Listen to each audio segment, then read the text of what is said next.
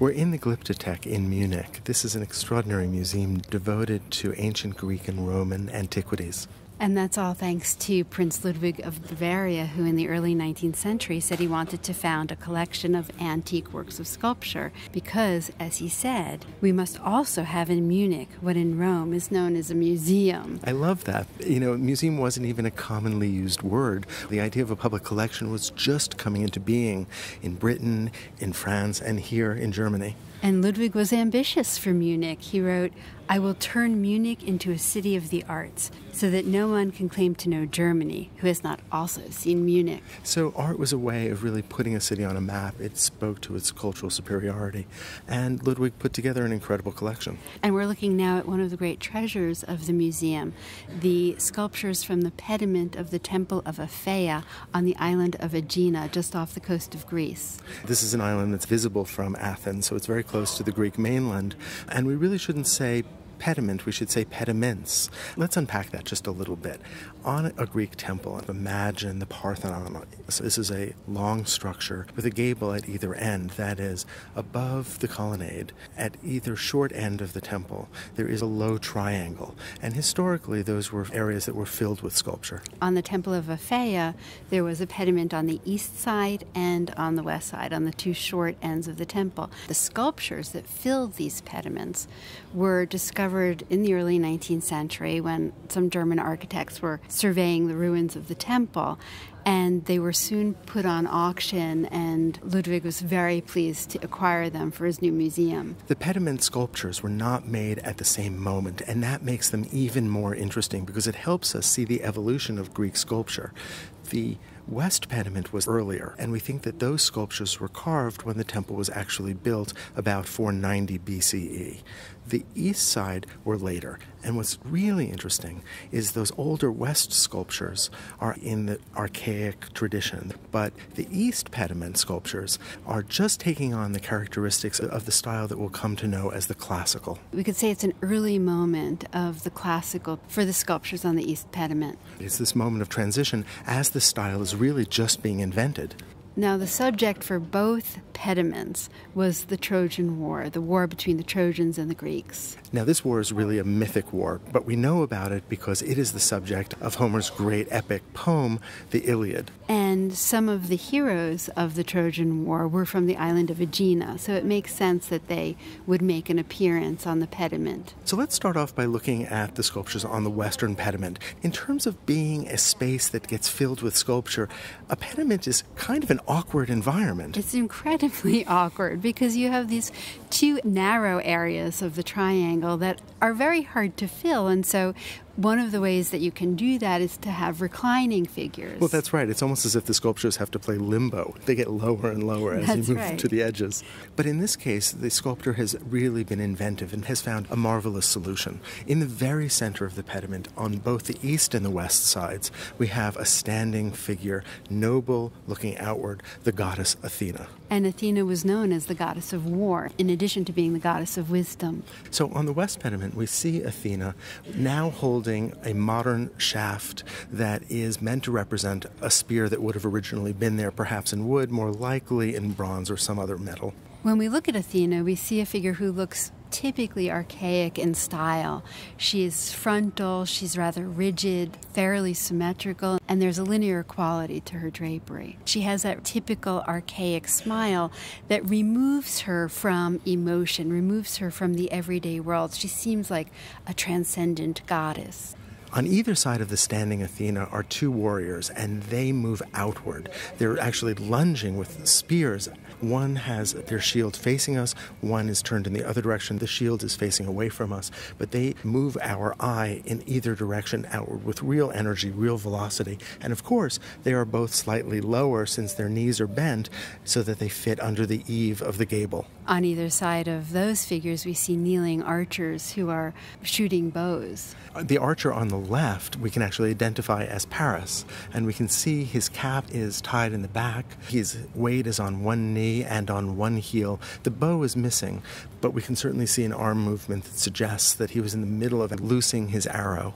And then behind him, a striding figure with a weapon who's attacking a figure who's falling to the ground. And look at the complexity of that group of three and the way in which they overlap. There's a real sense of energy, there's a real sense of dynamism, which is pretty extraordinary for the archaic moment. And then on the far left corner, another wounded figure just fits into that corner space. Let's focus for a moment on the wounded warrior that is on the right side of the West Pediment.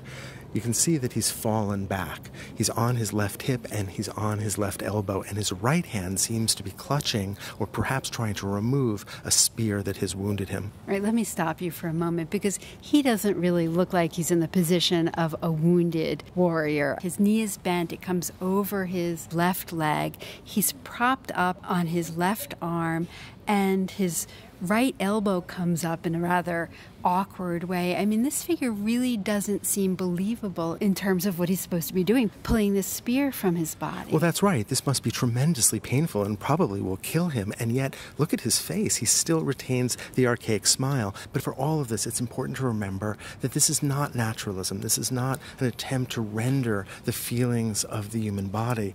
This is a highly stylized, very schematic structure. And in a way, the figure is a symbol more than a real figure, a symbol of a fallen warrior in the Trojan War. One art historian has likened this figure to vase painting, where there was an attempt often to raise torsos up so that you could see the full musculature in the entire front. And so this is not about naturalism, it's about revealing the body in a way. The same art historian likened this figure to a reclining Koros, and that's exactly how he looks. It's as though a standing Koros figure has been tipped over. This is so different than what we see on the East Pediment, which dates from only about a decade or two later, where we see the beginnings of the classical style. Let's go take a look. Now, the East Pediment is much more fragmentary on the left side.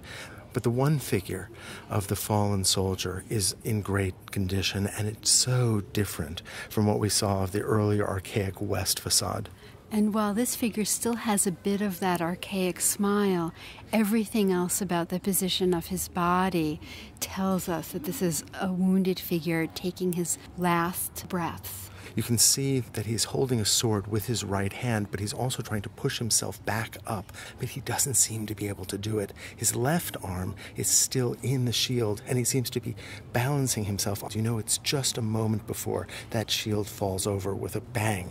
And so there's a sense that he's propping himself up, but also falling at the same time, lowering his body as he dies. He's looking down at the ground, and his body is more mature than the other figure. It's also much more naturalistically rendered. We're seeing the origin of the classical tradition. In the archaic period, we see hard divisions between the muscles and the parts of the body, outlines almost to parts of the body. And here, one muscle flows into another, and there's a real sense of skin lying over a skeletal structure. Well, that's right. A moment ago, you had said that the archaic sculpture was nothing but really a set of symbols. And here it's as if the artist has actually observed a human body and thought about what it must be like for a figure to fall.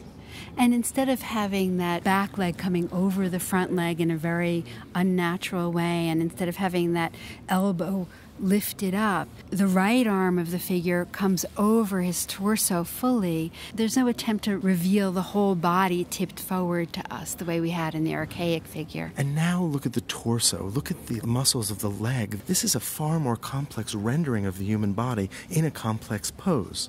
Just like on the West Pediment, as we look at the East Pediment, we've got a central figure, again, Athena. And to the right of Athena, we have figures that are much more intact. We have a lunging figure, we saw that on the West Pediment as well, who is in the process of impaling a man who has lost his helmet. His shield is falling off his arm, and he's tottering.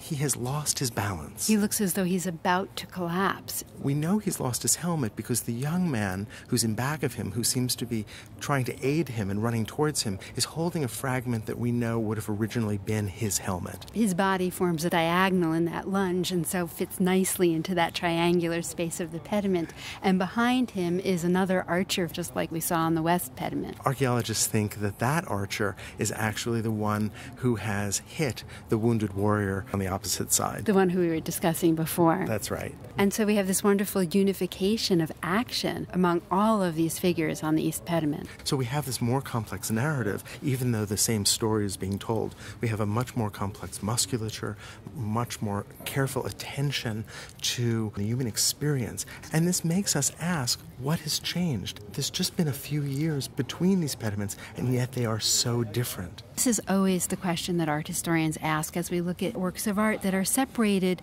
not by a very long period of time in this case. What has happened in the values of ancient Greek culture that has led them to represent the human figure so differently? Well, if you go back in Greek history, the Greeks were deeply influenced by monumental Egyptian sculpture. You can still get a sense of a trace of that in the archaic tradition. But now there's a sense of self-awareness.